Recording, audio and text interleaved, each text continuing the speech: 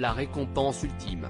À la veille de la remise du Nobel de la paix et après ceux de médecine, de physique, puis de chimie, le prix Nobel de littérature 2022 a été décerné ce jeudi 6 octobre à Stockholm, en Suède. Et si est la Française Annie Ernaux qui a été récompensée, 8 ans après l'auteur Patrick Modiano. Je considère que si est un très grand honneur qu'on me fait et, pour moi, en même temps, une grande responsabilité, une responsabilité qu'on me donne en me donnant le prix Nobel, a réagi l'écrivaine de 82 ans auprès de la télévision suédoise SVT. Avec ce prix, Annie Ernaux devient la 17e femme à décrocher le Nobel de littérature, et le 16e lauréat français depuis la naissance des célèbres récompenses en 1901.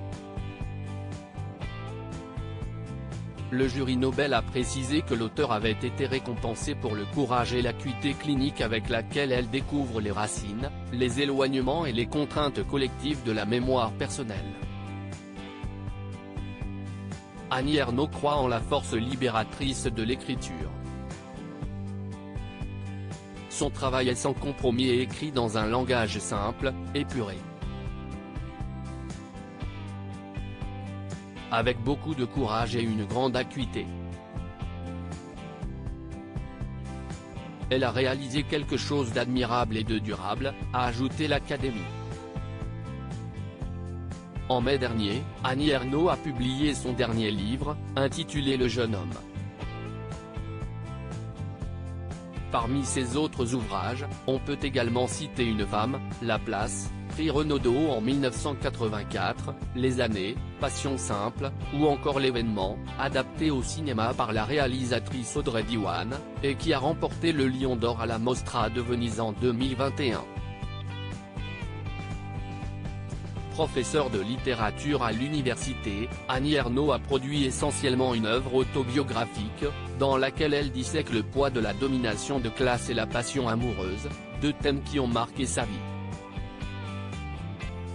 Annie Ernaux, mère de deux fils nés Annie Duchesne, le 1er septembre 1940, à Lillebonne, Seine-Maritime, Annie Ernaux a grandi dans une famille d'ouvriers, reconvertis en épiciers, dans la ville d'Yvetot.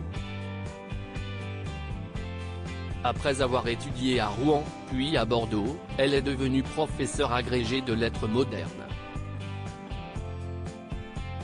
Elle a ensuite débuté sa carrière en Haute-Savoie, avant de s'installer dans les années 70 à Cergy-Pontoise, dans le Val d'Oise, où elle vit toujours.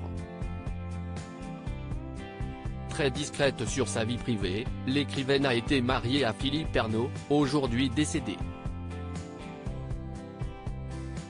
Le couple a eu deux fils, dont David, avec lequel Annie Ernaux a réalisé le documentaire Les années Super 8, présenté en mai 2022 au Festival de Cannes. Dans certains de ses ouvrages, Annie Ernaux s'est également confiée sur ses histoires d'amour passées. Dans le livre Passion simple, publié en 1992, elle a ainsi retracé l'histoire brève, mais passionnée, entretenue pendant quelques mois avec un homme d'affaires marié, originaire des pays de l'Est. Et en 2005, elle a publié L'usage de la photo, avec son compagnon de l'époque, Marc Marie, qui compilait photos et commentaires.